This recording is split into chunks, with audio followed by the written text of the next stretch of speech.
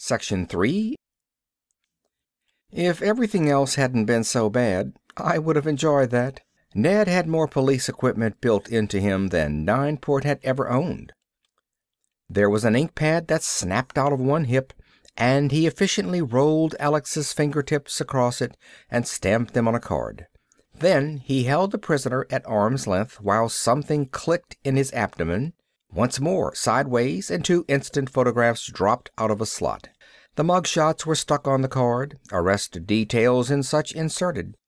There was more like this, but I forced myself away. There were more important things to think about. Like staying alive. Any ideas, Chief? A groan was my only answer, so I let it go at that. Billy, the balance of the police force, came in then. I gave him a quick rundown. Either through stupidity or guts he elected to stay, and I was proud of the boy. Ned locked away the latest prisoner and began sweeping up. That was the way we were when China Joe walked in. Even though we were expecting it, it was still a shock. He had a bunch of his toughest hoods with him, and they crowded through the door like an overweight baseball team. China Joe was in front, hands buried in the sleeves of his long mandarin gown, no expression at all on his ascetic features. He didn't waste time talking to us, just gave the word to his own boys. "Clean this place up. The new police chief will be here in a while, and I don't want him to see any bums hanging around." It made me angry. Even with the graft, I like to feel I'm still a cop, not on a cheap punk's payroll. I was also curious about China Joe. Had been ever since I tried to get a line on him and never found a thing. I still wanted to know. "Ned, take a good look at that Chinese guy in the rayon bathrobe and let me know who he is." My, but those electronic circuits work fast. Ned shot the answer back like a straight man who had been rehearsing his lines for weeks. "He is a pseudo-oriental, utilizing a natural sallowness of the skin heightened with dye. He is not Chinese. There has also been an operation on his eyes, scars of which are still visible. This has been undoubtedly done in an attempt to conceal his real identity, but Bertillon measurements of his ears and other features make identity positive. He is on the very wanted list of Interpol, and his real name is—" China Joe was angry, and with a reason. "That's the thing, that big-mouthed tin radio set over there. We heard about it, and we're taking care of it." The mob jumped aside then, or hit the deck, and I saw there was a guy kneeling in the door with a rocket launcher. Shaped anti-tank charges, no doubt. That was my last thought as the thing let go with a whoosh. Maybe you can hit a tank with one of those, but not a robot. At least, not a police robot. Ned was sliding across the floor on his face when the back wall blew up. There was no second shot. Ned closed his hands on the tube of the bazooka, and it was so much old drainpipe. Billy decided then that anyone who fired a rocket in a police station was breaking the law, so he moved in with his club. I was right behind him since I did not want to miss any of the fun. Ned was at the bottom somewhere, but I didn't doubt he could take care of himself. There were a couple of muffled shots and someone screamed. No one fired after that because we were too tangled up. A punk named Brooklyn Eddie hit me on the side of the head with his gun butt, and I broke his nose all over his face with my fist. There is a kind of fog over everything after that, but I do remember it was very busy for a while. When the fog lifted a bit, I realized I was the only one still standing. Or leaning, rather. It was a good thing the wall was there. Ned came in through the street door, carrying a very bashed-looking Brooklyn Eddie. I hoped I had done all that. Eddie's wrists were fastened together with cuffs. Ned laid him gently next to the heap of thugs, who I suddenly realized all wore the same kind of handcuffs. I wondered vaguely if Ned made them as he needed them, or had a supply tucked away in a hollow leg or something. There was a chair a few feet away, and sitting down helped. Blood was all over everything, and if a couple of the hoods hadn't groaned, I would have thought they were corpses. One was, I noticed suddenly. A bullet had caught him in the chest. Most of the blood was probably his. Ned burrowed in the bodies for a moment and dragged Billy out. He was unconscious, a big smile on his face and the splintered remains of his nightstick still stuck in his fist. It takes very little to make some people happy. A bullet had gone through his leg, and he never moved while Ned ripped the pants leg off and put on a bandage. "The spurious China Joe and one other man escaped in a car," Ned reported. "Don't let it worry you," I managed to croak. "Your batting average still leads the league." It was then that I realized the chief was still sitting in his chair where he had been when the brouhaha started. Still slumped down with that glazed look. Only after I started to talk to him did I realize that Alonzo Craig, chief of police of Nineport, was now dead.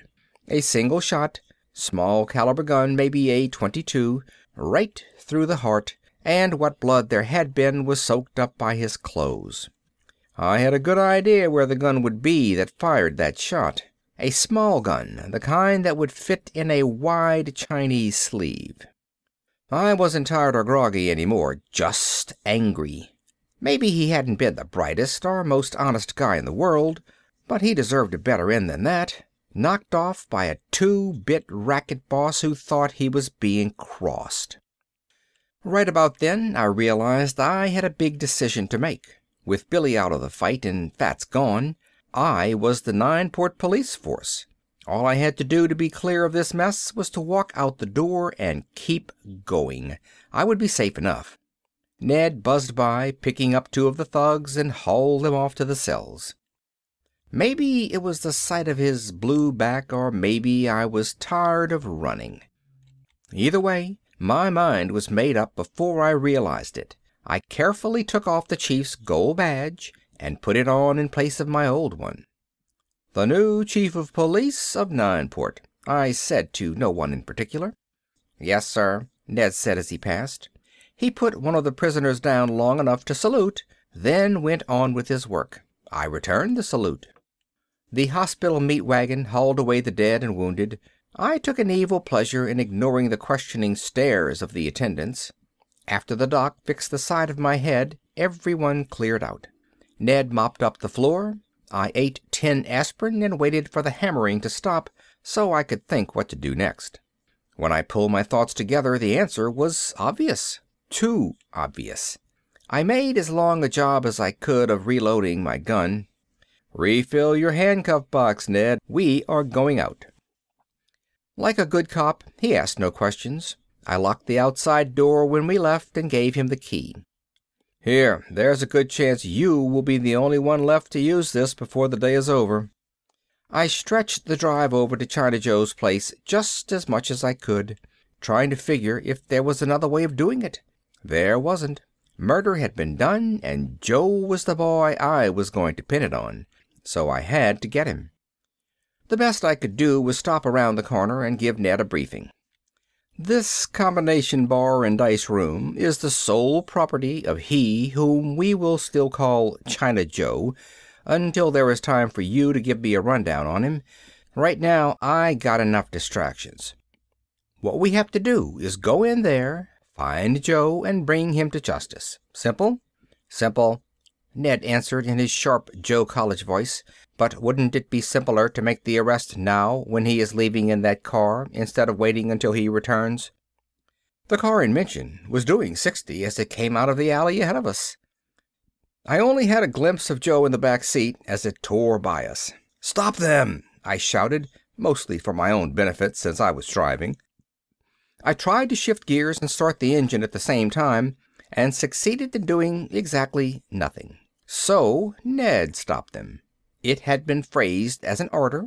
He leaned his head out of the window, and I saw at once why most of his equipment was located in his torso. Probably his brain as well. There sure wasn't much room left in his head when that cannon was tucked away in there. A 75mm recoilless. A plate swiveled back right where his nose should have been if he had one, and the big muzzle pointed out. It's a neat idea when you think about it. Right between the eyes for good aiming, up high, always ready. The boom, boom, almost took my head off. Of course, Ned was a perfect shot, So would I be with a computer for a brain. He had holed one rear tire with each slug, and the car flapped to a stop a little ways down the road. I climbed out slowly while Ned sprinted there in seconds flat. They didn't even try to run this time. What little nerve they had left must have been shattered by the smoking muzzle of that 75mm poking out from between Ned's eyes. Robots are neat about things like that, so he must have left it sticking out deliberately. Probably had a course in psychology back in robot school. 3 of them in the car, all waving their hands in the air like the last reel of a western, and the rear floor covered with interesting little suitcases. Everyone came along quietly. China Joe only snarled while Ned told me that his name really was Stanton, and the Elmira hot seat was kept warm all the time in hopes he would be back.